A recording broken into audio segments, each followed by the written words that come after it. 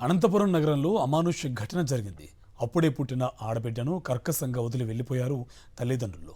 శిశువు ఏడుపు విని స్థానికులు పోలీసులకు సమాచారం అందించారు. శిశువును స్వాధీనం చేసుకున్న ఐసీడీఎస్ అధికారులు ఆసుపత్రికి తరలించారు. ఆడబిడ్డను పోషించలేక వదిలి వెళ్లిపోతున్నట్లు శిశువు వద్ద లేఖ వదిలిపెట్టారు తల్లిదండ్రులు. ఘటనపై విచారణ చేపట్టిన పోలీసులు శిశువు తల్లిదండ్రుల గురించి ఆరా తీస్తున్నారు.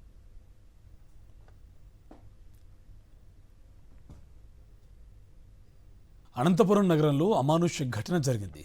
అప్పుడే పుట్టిన ఆడబిడ్డను కర్కశంగా వదిలి వెళ్లిపోయారు తల్లిదండ్రులు. శిశువు ఏడుపు విని స్థానికులు పోలీసులకు సమాచారం అందించారు.